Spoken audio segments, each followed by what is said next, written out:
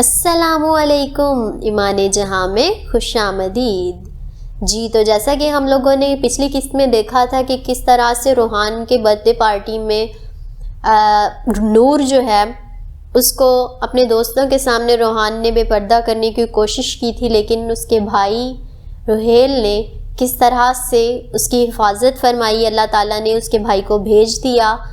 تو آج ہم لوگ یہ دیکھیں گے کہ روہیل نے جو روحان کے اوپر ہاتھ اٹھایا تھا اور اس سے کہا تھا کہ وہ اس کی بہن سے منگنی توڑ دے، تو دیکھتے ہیں کہ اس بات کا روحان پہ کیا اثر ہوا تھا۔ کیا وہ نور کو مزید تنگ کرنے والا ہے یا پھر اس سے منگنی توڑ دے گا؟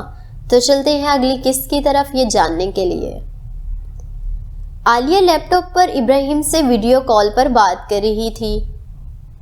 جی سب کچھ ٹھیک رہا، بہت اچھا رہا۔ عالیہ لندن میں بہت سے پروجیکٹ پڑے ہیں، میں اکیلا سب نہیں دیکھ سکتا، تم روہیل کو بھیج دو نا تاکہ ہم مل کر پروجیکٹ پر کام کر سکیں۔ جی وہ تو میں بھیج دوں گی، مگر انوشے روہیل کے بغیر کیا کرے گی؟ ہاں یہ بات تو میں نے سوچی ہی نہیں، ابراہیم ٹھوڑی پر ہاتھ رکھتے ہوئے بولے۔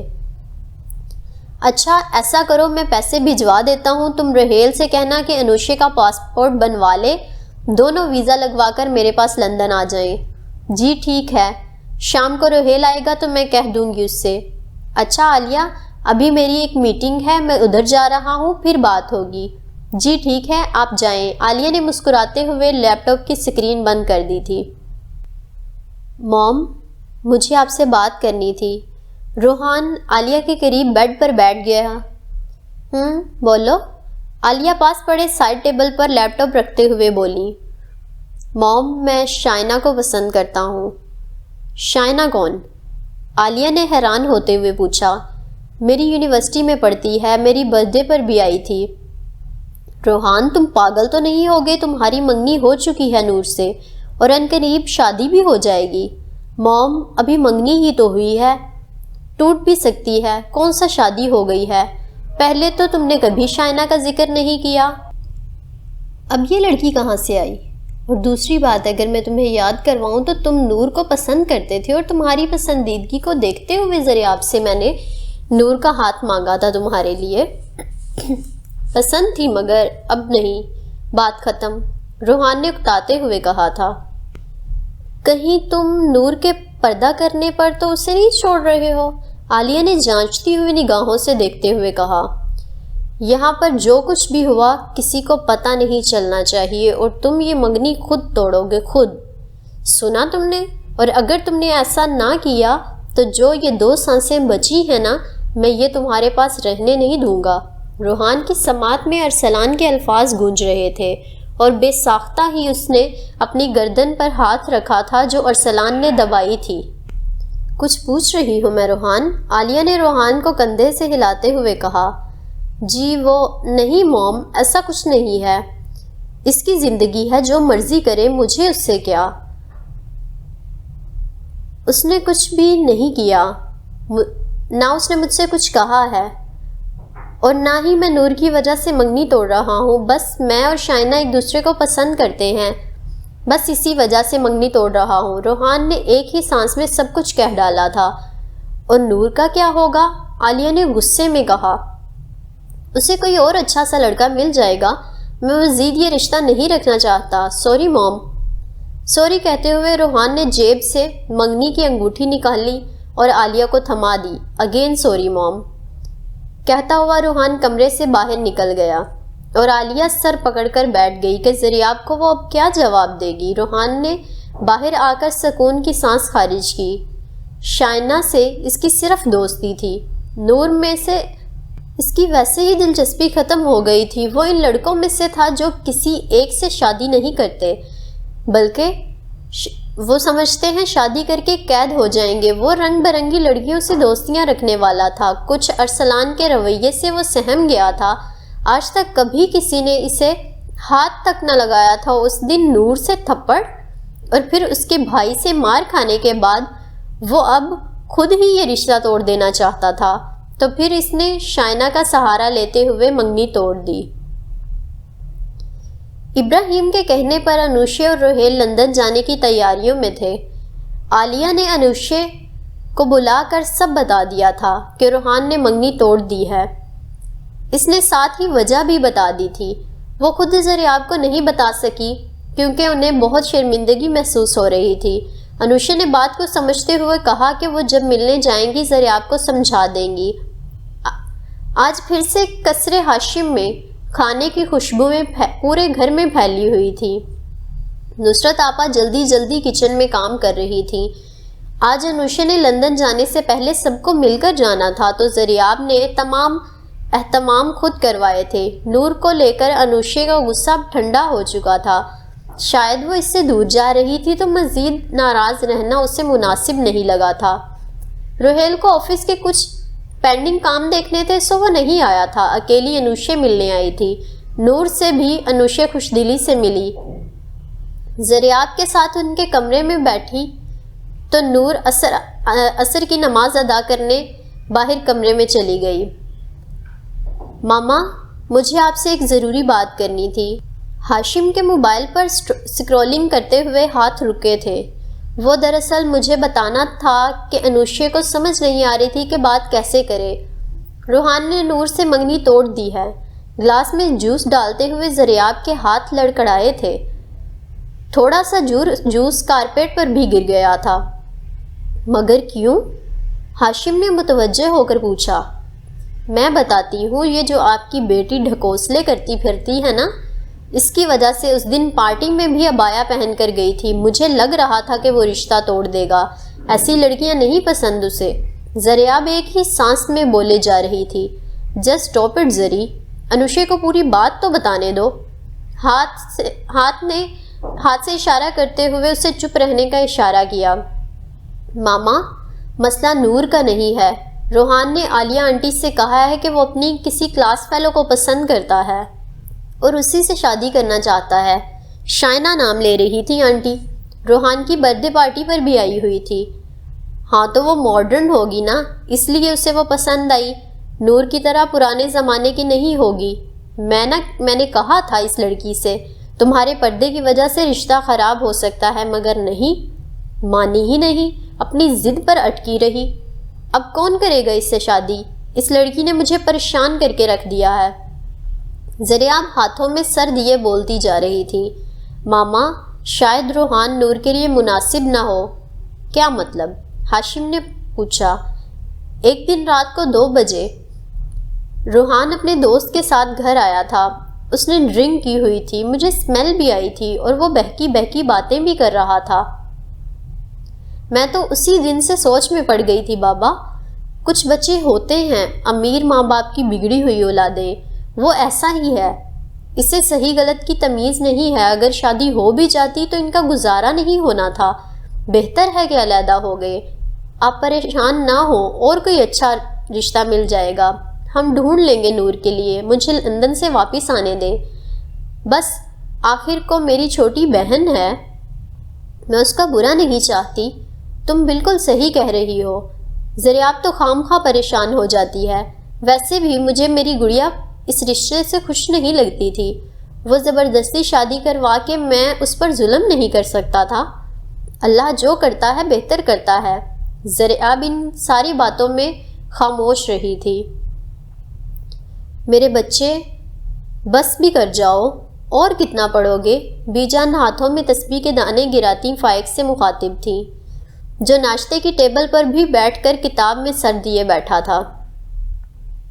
اس کے سی اے کے لاسٹ سیمسٹر کے امتحان ہو رہے تھے اور وہ پوری لگن اور محنت سے تیاری کر رہا تھا، مگر اس مصروفیت میں بھی وہ عبد الرحمن کو قرآن کا سبق سنانا نہ بھولا تھا۔ وہ ان جیسا نہیں تھا جو دنیاوی امتحانات کی خاطر قرآن کو پڑھتے نہیں تھے۔ قرآن کے بعد امتحان کے بعد پڑھیں گے، بلکہ قرآن تو اس کے دل میں پوری طرح رچ بس گیا تھا۔ وہ اسے اب کبھی نہیں چھوڑ سکتا تھا۔ حور ایک ہاتھ سے نقاب پکڑے دوسرے ہاتھ میں ناشتے کا ٹرے لیے ٹیبل تک آئی۔ یہ پکڑا دیں بھائی، بس کر جائیں۔ فائق کے ہاتھوں سے کتاب پکڑ کر سائڈ ٹیبل پر رکھ دی۔ سکون سے ناشتہ کریں اور اللہ کا ذکر کرتے ہوئے جائیں۔ انشاءاللہ پیپر اچھا ہوگا۔ اور اب حور گلاس میں اورنج جوس ڈال رہی تھی۔ جزاک اللہ خیر بھابی، آپ مجھے بہن کی کمی محسوس نہیں ہونے دیتی۔ میں لوگوں سے سنا کرتا تھا کہ بھابیاں جب آ جائیں تو 2 بھائیوں میں علیحدگی کروا دیتی ہیں، مگر آپ ایسی بالکل نہیں ہیں، بلکہ آپ تو بہنوں کی طرح میرا خیال رکھتی ہیں۔ اللہ آپ کو بہت جزائے خیر دے گا بھابی، فائق نے مسکرا کر کہا اور ناشتہ شروع کر دیا۔ فائق چھوٹے، یہ تو میرا فرض تھا۔ عمر کی طرح حور بھی فائق کو کبھی کبھی چھوٹے کہہ دیا کرتی تھی۔ حور عمر کا ناشتہ لینے کچن میں چلی گئی تھی۔ بیٹا جی امتحان دے لو، تمہاری بھی زوجہ محترمہ ڈھونڈنا شروع کر دینی ہے میں نے، بی جان فائق کو مطلع کر رہی تھی۔ فائق کا منہ میں جاتا ٹوسٹ والا ہاتھ رکا تھا۔ دادی جان ابھی بالکل بھی نہیں، جب تک میں کچھ بن نہیں جاتا شادی نہیں کروں گا۔ میں نہیں چاہتا میری بیوی پریشان ہو میری وجہ سے، جب میں اچھی پوسٹ پر لگ جاؤں گا تب اجازت ہے، آپ کو ڈھونڈ لیجئے گا، مجھے کوئی مسئلہ نہیں، فائق کہتے ہوئے پھر سے ناشتہ کرنے لگا۔ شائستہ خالہ کے گھر ان کے بیٹے کی ڈھولک رکھی گئی تھی، جس میں سب لڑکیاں مدعو تھیں۔ سب کزنز لہنگے شرارے پہنے کھلے بالوں کے ساتھ ہنس ہنس کر مذاق کر رہی تھیں، کچھ ڈھولکی بجا رہی تھیں اور کچھ پاس کھڑی ڈھولکی کی آواز پر ناچ رہی تھیں۔ درمیان میں دلہا بھی بیٹھے تھے اور کچھ اور قریبی کزنز بھی تھے۔ نور نے رائل بلو کلر کی پیروں کو چھوتی لانگ فراک زیب تن کی ہوئی تھی، سرخ رنگ کے حجاب لیے نقاب اچھے سے سیٹ کیا ہوا تھا اور کندھوں پر بلو کلر کا دوپٹہ ڈالا ہوا تھا جس سے جسم کور ہو گیا تھا۔ نور کافی عرصے بعد اپنی کزنوں سے ملنے جا رہی تھی۔ آخری دفعہ سب انوشے کی شادی پر ہی جمع ہوئی تھی۔ نور بہت پرجوش تھی، اپنی کزنز کے گروپ کی جانب بڑھی، مگر اس کی کزنز اسے نظر انداز کر رہی تھی۔ السلام علیکم اقصیٰ، کیسی ہو؟ نور اقصیٰ کو گلے لگاتے ہوئے سلام کیا۔ وعلیکم السلام جی ٹھیک ہوں، اقصیٰ نے منہ بناتے ہوئے کہا اور پھر دوسری کزنوں سے باتیں کرنے لگی۔ نور کا دل ڈوبا تھا، مگر وہ پر امید تھی کہ رمیسہ اس کے ساتھ ایسا نہیں کرے گی۔ تھوڑی دیر بعد رمیسہ لہنگا پہنے، سنہرے بال ڈائی کروائے، میک اپ کیے ہال کے دروازے سے اندر داخل ہوئی۔ نور اسے دیکھ کر چہکی تھی۔ نور بھاگتے ہوئے رمیسہ کے گلے لگی۔ کیسی ہو رومی؟ میں نے بہت یاد کیا تمہیں۔ ارے کیا ہو گیا ہے نور، پیچھے ہٹو۔ رمیسہ منہ بسوڑتے ہوئے اسے خود سے علیحدہ کر رہی تھی۔ میرا سارا ہیئر سٹائل خراب کر دیا پاگل۔ نور کی آنکھوں میں پانی تیرنے لگا۔ رومی تم؟ بس وہ اتنا ہی کہہ پائی تھی۔ کیا میں؟ رمیسہ ابرو اچکاتے ہوئے بولی۔ نہیں، تمہیں کیا لگتا ہے تم زیادہ پاکیزہ ہو؟ یہ حجاب نقاب کر کے تم پوری فیملی کو یہ بتانا چاہتی ہو کہ بس میں پاکیزہ ہوں اور باقی جو کھلے بال چھوڑے بغیر نقاب کے پھر رہی ہیں وہ گناہ گار ہیں؟ رمیسہ میں نے کبھی ایسا نہیں سوچا، بلکہ میں تو تمہارے لیے خاص دعا کرتی ہوں اللہ تمہیں بھی چن لے۔ رہنے دو بہن، رمیسہ نے ہاتھ کا اشارہ کرتے ہوئے کہا، تم اپنی دعائیں اپنے پاس رکھو، ہمیں ہماری لائف انجوائے کرنے دو۔ کہتی ہوئی رمیسہ اپنی دوسری کزنوں کے پاس چلی گئی۔ آنکھوں سے آنسو گر کر نقاب میں جذب ہوئے تھے، اس کا وہاں سانس لینا بھی دشوار ہو رہا تھا۔ آج وہ اجنبی ہو گئی تھی سب کے لیے، کوئی اس سے سیدھے منہ بات نہیں کر رہا تھا۔ وہ تیز تیز قدم اٹھاتی باہر لان میں آ گئی۔ موبائل پر ٹائم دیکھا تو رات کے 11 بج رہے تھے۔ موبائل ڈیٹا آن کیا اور فیس بک کھولے اسکرولنگ کرنے لگی۔ اچانک سائرہ کی آئی ڈی پر کچھ ابھی پوسٹ ہوا تھا، وہ کھول کر پڑھنے لگی۔ بہت سے مقامات پر خود کو اجنبی محسوس کریں گی، سر سے پاؤں تک باپردہ دیکھ کر بہت سے لوگ باتیں کریں گے۔ نور کو رمیسہ کی بات یاد آئی تھی۔ تکلیف سے نور نے آنکھیں میچی تھی۔ باتیں نہ بھی کرے، آنکھوں کے اشارے ہی دل چھلنی کرنے کے لیے کافی ہوتے ہیں۔ نور کو اقصیٰ اور باقی کزنز کا رویہ یاد آیا تھا۔ وہ ہمارے نبی حضرت محمد صلی اللہ تعالیٰ علیہ وآلہ وسلم نے فرمایا تھا، اسلام اپنی ابتدا میں اجنبی تھا، اور ایک وقت آئے گا یہ پھر سے اجنبی ہو جائے گا، تو بس سلام ہو ان اجنبیوں پر۔ آپ کے لیے بس یہی بات کافی ہونی چاہیے کہ آپ صلی اللہ تعالیٰ علیہ وآلہ وسلم نے آپ کو سلام کیا ہے، اس سے بڑھ کر اور کیا ہو سکتا ہے بھلا؟ کچھ نہیں، کچھ بھی نہیں، بس اب مسکرا دو کہ تم مسکراتی ہوئی اچھی لگتی ہو۔ نور کے دل میں ایک سکون کی لہر اتری تھی، خوشی سے آنسو گرنے لگے، بالکل جیسے کیفیت سے وہ گزر رہی تھی اللہ نے کسی کو ذریعہ بنا کر اسے حوصلہ دیا تھا۔ ہاں، وہ غربا تھی جن پر اللہ کے نبی صلی اللہ تعالیٰ علیہ وآلہ وسلم نے سلام کیا تھا۔ الحمدللہ کثیرا یا ربی، وہ تاروں سے ٹمٹماتے آسمان کی جانب دیکھ کر مسکرا دی۔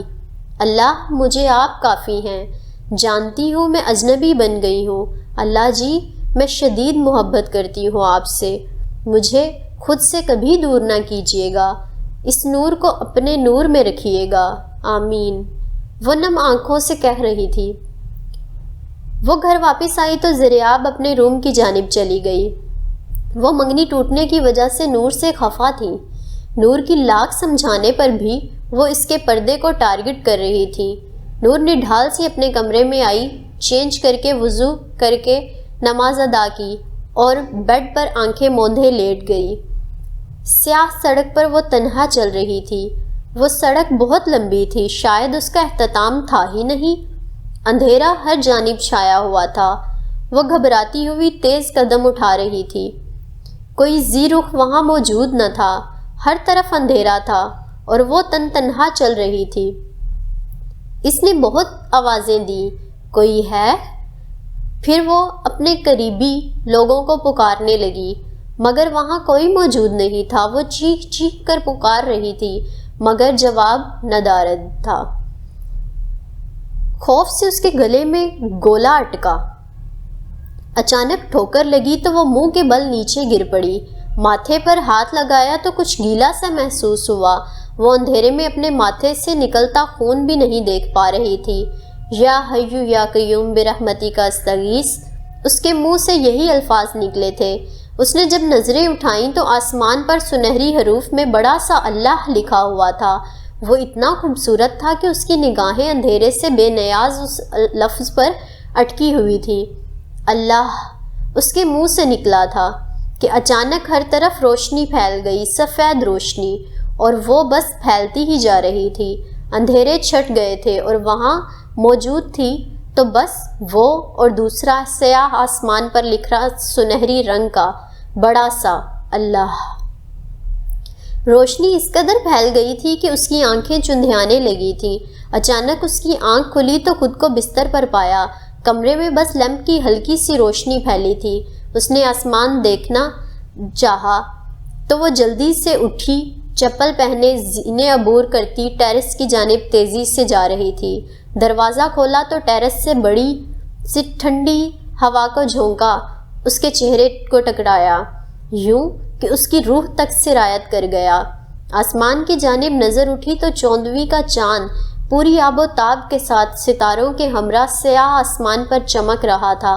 خوبصورت روشنی، سفید روشنی ہر طرف پھیلی ہوئی تھی۔ آنکھوں کے کٹوروں میں آنسو تیرنے لگے تھے۔ اسے احساس ہو گیا تھا کہ پوری دنیا بھی منہ موڑ لے، اس کا اللہ اسی کے ساتھ ہے۔ اندھیروں میں بھی اجالوں میں بھی وہ اسے کبھی تنہا نہیں چھوڑے گا۔ نومبر کی ٹھنڈی ہوائیں اس کے بالوں سے کھیلتی ہوئی گزر رہی تھیں۔ وہ کچھ دیر وہیں بیٹھی اللہ کی محبت کو محسوس کرتی رہی، پھر واپس کمرے میں آ کر لبوں پر مسکراہٹ سجائے سو گئی۔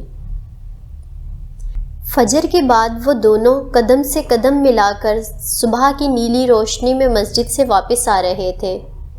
دور کہیں کوئل کے بولنے کی آواز آ رہی تھی، رحمان تمہارا ساتھ میرے لیے رحمت ہے، نہ جانے کیوں جب تک میں تمہارے ساتھ رہتا ہوں میرا ایمان تازہ رہتا ہے اور ایک قلبی سکون محسوس ہوتا ہے۔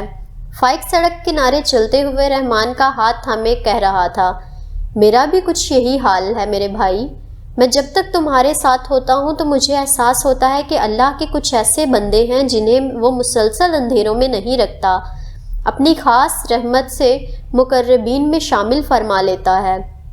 تمہارا دوبارہ قرآن کو اپنے سینے میں محفوظ کرنا، اس فیشن کے دور میں داڑھی رکھنا اور سب سے خاص بات نگاہوں کی حفاظت کرنا مجھے بہت اچھا لگتا ہے۔ سنو، کیا تم نے عمر بھائی اور دادی جان کو بتایا کہ تم حفظ کر رہے ہو؟ رحمان نے چلتے چلتے فائق کی جانب نظریں موڑ کر پوچھا۔ فی الحال تو نہیں، میں چاہتا ہوں جب حفظ مکمل کر لوں تب ان کو بتاؤں تاکہ وہ زیادہ خوش ہوں، اور ان کی آنکھوں میں یہ خوشی میں دیکھنا چاہتا ہوں۔ اور ویسے بھی میرا بس اب اماں پارا رہ گیا ہے، چھوٹی چھوٹی صورتیں ہیں، جلد ہی قرآن مکمل ہو جائے گا انشاءاللہ۔ چلو اچھی بات ہے، عبد الرحمن نے کچھ سوچتے ہوئے کہا۔ ویسے کہاں جا رہے ہیں؟ فائق نے رکتے ہوئے پوچھا۔ میرے گھر، عبد الرحمن نے مسکرا کر جواب دیا۔ تم کہتے تھے نا کہ میں اپنے بارے میں تمہیں بتاؤں، تو چلو آج میرے تعارف کا دن ہے اور میرے مقصد بتانے کا دن۔ چلتے چلتے دونوں ایک سفید گھر کے سامنے رکے۔ رحمان نے سفید بنے لکڑی کے دروازے کو کھولا اور اسے اندر آنے کا کہا۔ فائق اندر آیا تو گھاس کے فرش پر قدم رکھے آس پاس ہریالی تھی، پودے لگے ہوئے تھے، ایک جانب پھولوں کی، دوسری جانب تھوڑی سی سبزیاں اگائی ہوئی تھیں۔ فائق متاثر ہوا تھا۔ تمہیں گارڈننگ کا شوق ہے رحمان؟ اتنا زیادہ نہیں، یہ میری ماں کا شوق ہے، میں تو بس ماں کے ساتھ مدد کرواتا ہوں ان کی دیکھ بھال کے لیے، رحمان نے مسکراتے ہوئے کہا۔ آؤ اندر چلتے ہیں۔ عبد الرحمن نے دروازہ کھولا تو پراٹھوں کی خوشبو اس کے نتنوں سے ٹکرائی تھی۔ ماں کچن میں ناشتہ بنا رہی تھی۔ فائق اندر داخل ہوا۔ عبد الرحمن اسے صوفے پر بٹھا کر خود کچن کی جانب چلا گیا۔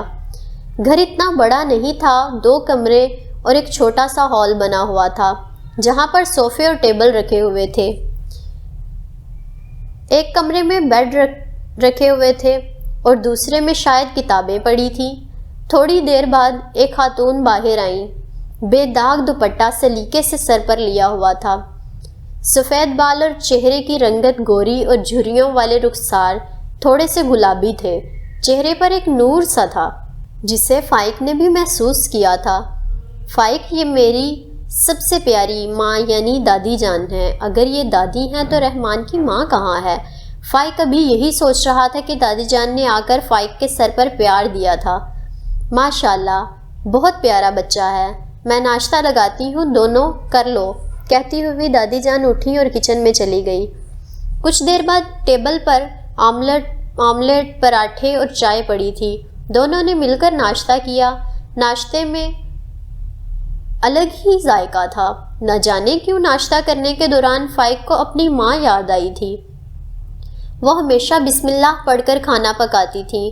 فائق کے پوچھنے پر بانو بیگم نے اسے بتایا تھا کہ بسم اللہ پڑھنے سے کھانے میں برکت پیدا ہوتی ہے اور کھانا لذیذ بھی بنتا ہے۔ عبد الرحمن کرسی پیچھے کرتا ہوا کھڑا ہوا۔ آؤ بھائی، میں تمہیں اپنا گھر دکھاتا ہوں۔ فائق بھی ساتھ اٹھ کھڑا ہوا۔ دونوں قدم سے قدم ملاتے ہوئے زینے عبور کرتے ہوئے اوپر جا رہے تھے۔ میرے والد کا نام حافظ ابرار احمد شہید تھا۔ فائق نے چونک کر رحمان کی طرف دیکھا۔ میرے والد کو بچپن سے ہی مجاہد بننے کا شوق تھا۔ جب 20 سال سے اوپر گزرے تو یہی شوق پروان چڑھنے لگا۔ بہت سی کتب جو آج بھی موجود ہیں میرے والد مجاہدین کے بارے میں پڑھا کرتے تھے۔ انہیں ہمیشہ کشمیر سے محبت رہی ہے۔ وہ کہا کرتے تھے کہ کشمیر میری شاہ رگ ہے، میں اپنے کشمیر میں جاؤں گا اور ظالموں سے اسے بچاؤں گا۔ میرے والد نے بہت دفعہ میری دادی سے اس بات کو منوانے کی کوشش کی، مگر وہ اکلوتی اولاد تھے۔ میری دادی کو تو وہ بہت پیارے تھے۔ میری دادی کا دل کٹتا تھا اپنے بیٹے کو دور بھیجنے سے۔ میری دادی نے میرے ابو کو دھیان بٹانے کے لیے ان کا نکاح کر دیا۔ میری امی کے آنے کے بعد بھی وہ دل میں غم لیے پھرتے تھے۔ 1 سال بعد میں پیدا ہوا۔ ابو مجھ سے بہت محبت کرتے تھے اور میری امی سے کہا کرتے تھے، مومنہ، میرا عبد الرحمن مجاہد بنے گا اور اپنے کشمیر کو بچائے گا۔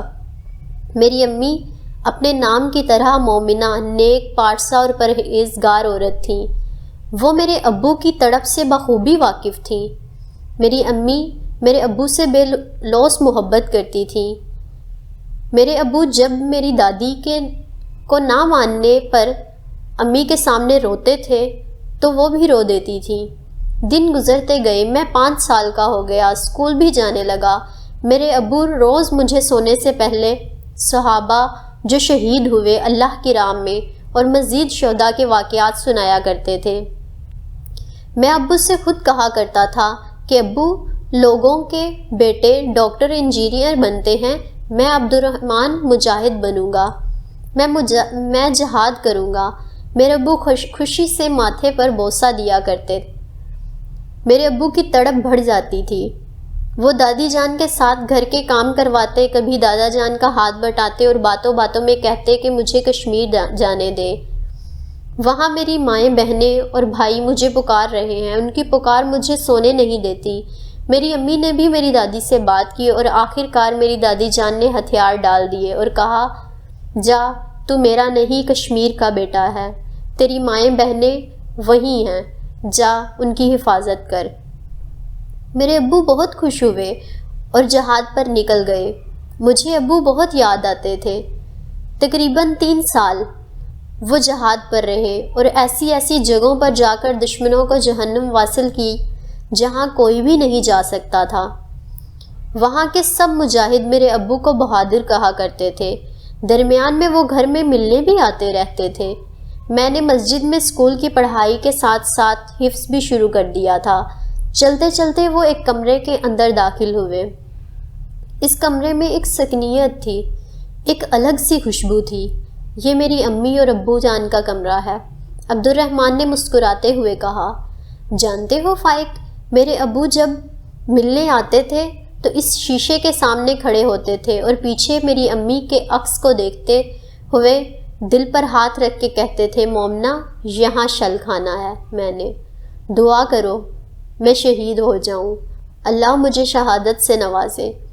میری امی آنکھوں میں نمی لیے آمین کہا کرتی تھی اور ایک دن یہ دعا قبول ہو گئی۔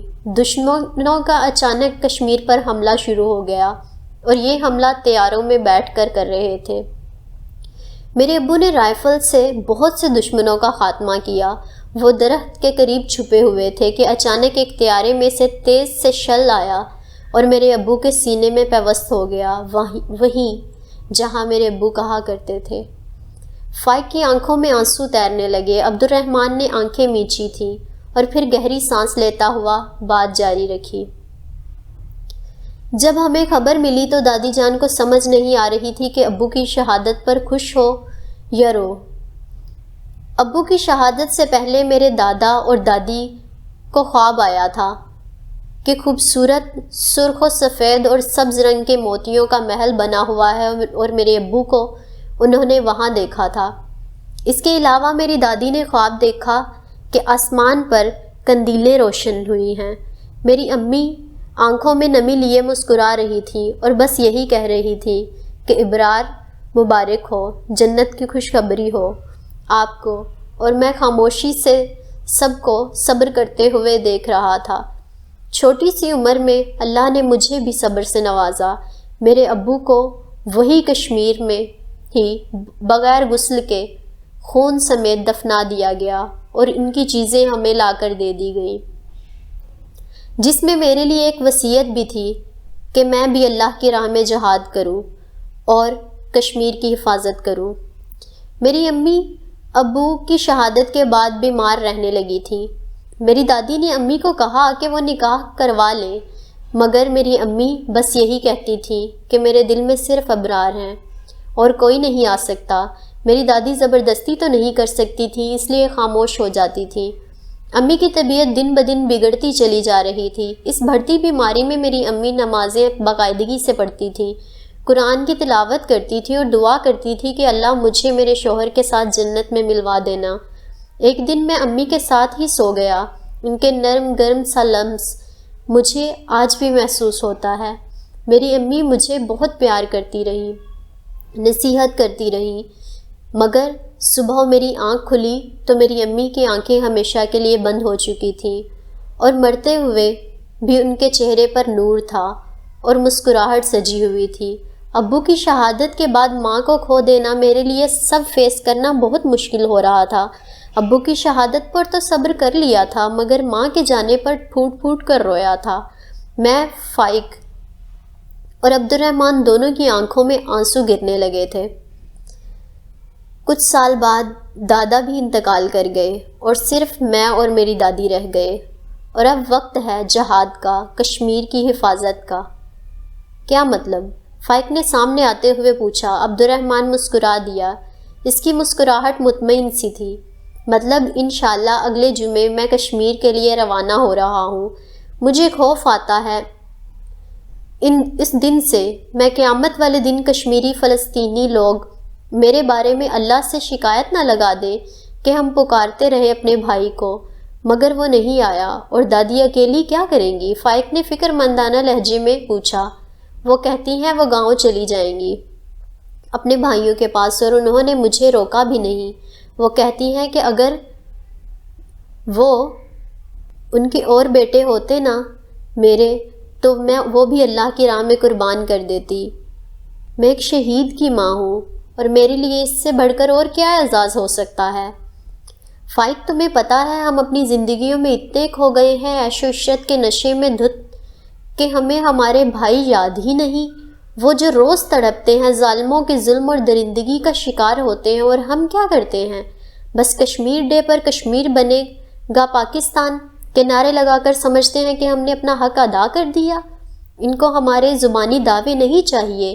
لوگ سمجھتے ہیں جنگیں ختم ہو گئی ہیں، سب آزاد ہیں، مگر ان کو کون بتائے کشمیر، فلسطین، برما، شام میں آج بھی یہ جنگیں جاری ہیں، اور وہ خود لڑتے ہیں۔ مسلمان تو جسد واحد کی طرح ہوتے ہیں نا، کہ ایک کو تکلیف ہو پورا جسم تکلیف میں آ جاتا ہے۔ ہم کیسے بے حس مسلمان ہیں کہ ہمارے کان پر جوں بھی نہیں رینگتی؟ آج کی ماں کیوں صلاح الدین ایوبی پیدا نہیں کرتی؟ کیوں لوگ کشمیر کا ذکر نہیں کرنا چاہتے؟ فائق بس افسوس سے نظریں جھکائے رحمان کو سن رہا تھا۔ وہ بھی تو انہی بے حس لوگوں میں سے تھا۔ آپ صلی اللہ تعالیٰ علیہ وآلہ وسلم نے فرمایا، جو شخص اللہ کی راہ میں جہاد کے لیے نکلا اللہ کا ضامن ہو گیا۔ اللہ تعالیٰ فرماتے ہیں اس کو میری ذات پر یقین اور میرے پیغمبروں کی تصدیق نے اس سرفروشی کے لیے گھر سے نکالا ہے۔ میں اس کی بات کا ضامن ہوں کہ یا تو اس کو واپس کر دوں ثواب اور مال غنیمت کے ساتھ، یا شہید ہونے کے بعد جنت میں داخل کر دوں۔ رسول اللہ صلی اللہ تعالیٰ علیہ وآلہ وسلم نے فرمایا، اگر میں اپنی امت پر اسے دشوار نہ سمجھتا تو لشکر کے ساتھ نہ چھوڑتا، اور میری خواہش ہے کہ میں اللہ کی راہ میں مارا جاؤں، پھر زندہ کیا جاؤں، پھر مارا جاؤں، پھر زندہ کیا جاؤں، پھر مارا جاؤں۔ صحیح بخاری۔ ہمارے نبی کو کتنا شوق تھا کہ وہ اللہ کی راہ میں شہادت حاصل کریں۔ انہوں نے نبی ہو کر جہاد کیا، اور ہم عام انسان ہو کر نہیں کرتے۔ خون کی ندیاں بہہ رہی ہیں، جنازے پر جنازے پڑے جا رہے ہیں، اور ہم اپنی ہی زندگیوں میں مگن بیٹھے ہیں۔ اگر کوئی مرد ہے تو اس سے چاہیے خود بھی نکلے اور اپنے بیٹوں کو بھی سمجھائے، اور اگر عورت کہتی ہے کہ لو میں کیسے جہاد کر سکتی ہوں، بھلا مجھے تو لڑنا نہیں آتا، تو میں تمہیں بتاؤں فائق، عورت کا جہاد میں بہت بڑا ہاتھ ہے۔ وہ اولاد پیدا کرتی ہے، انہیں پالتی پوستی ہے، اور پھر انہیں اللہ کی راہ میں جہاد کے لیے بھیج دیتی ہے، اپنی اولاد کو مسلمان کی تکلیف کا احساس دلاتی ہے۔ یہی تو سب سے بڑا جہاد ہے عورت کا۔ مگر افسوس، صد افسوس، آج کے معاشرے میں بہت کم مائیں ایسی ہیں، باقی برانڈ میک اپ کے ٹرینڈز کے پیچھے بہتی چلی جا رہی ہیں۔ اور شہیدوں کے لیے بہت بڑی خوشخبری بھی ہے، اگر کوئی یہ حدیث سن لے یا پڑھ لے تو مجھے نہیں لگتا کہ وہ دعاؤں میں اپنی شہادت کی دعا نہ کرتا ہو۔ مسروق بیان کرتے ہیں کہ ہم نے حضرت عبداللہ بن مسعود رضی اللہ تعالیٰ عنہ سے اس آیت کی تفسیر دریافت کی، جو لوگ اللہ کی راہ میں شہید کیے گئے ان کو مرے ہوئے نہ سمجھو، وہ اپنے رب کے ہاں زندہ ہیں، ان کو رزق دیا جاتا ہے۔ حضرت ابن مسعود رضی اللہ تعالیٰ عنہ نے فرمایا، ہم نے اس کے بارے میں رسول اللہ صلی اللہ تعالیٰ علیہ وآلہ وسلم سے دریافت کیا تھا تو آپ صلی اللہ علیہ وآلہ وسلم نے فرمایا، ان کی روحیں سرسبز پرندوں کے اندر رہتی ہیں، ان کے لیے عرش الہی کے ساتھ قندیلیں لٹکی ہوتی ہیں، وہ روحیں جنت میں جہاں چاہتی ہیں کھاتی ہیں پیتی ہیں، پھر ان قندیلوں کی طرف لوٹ آتی ہیں۔ ان کے رب نے اوپر سے ان کی طرف جھانک کر دیکھا اور فرمایا کہ تمہیں کسی چیز کی خواہش ہے؟ انہوں نے جواب دیا، ہم اور کیا خواہش کریں، ہم جنت میں جہاں چاہتے ہیں گھومتے ہیں اور کھاتے پیتے ہیں۔ اللہ نے 3 بار ایسا کیا، جھانک کر دیکھا اور پوچھا۔ جب انہوں نے دیکھا کہ ان کو چھوڑا نہیں جائے گا، ان سے سوال ہوتا رہے گا، تو انہوں نے کہا، اے ہمارے رب، ہم یہ چاہتے ہیں کہ ہماری روحوں کو ہمارے جسموں میں لوٹا دیا جائے، یہاں تک کہ ہم دوبارہ تیری راہ میں شہید کیے جائیں۔ جب اللہ یہ دیکھے گا کہ ان کو کوئی حاجت نہیں تو ان کو چھوڑ دیا جائے گا۔ سبحان اللہ، فائق کی آنکھوں میں نمی تھی، نہ جانے کیوں وہ اٹھ کر عبد الرحمن کے گلے لگ گیا اور بہت دیر تک اس کے کندھے پر سر رکھے رکھا۔ اور اسی کے ساتھ یہ سین ہوا ختم یہاں، اور آج کا ایپیسوڈ بھی انشاءاللہ ملیں گے نئی قسط کے ساتھ۔ تب تک کے لیے اللہ حافظ۔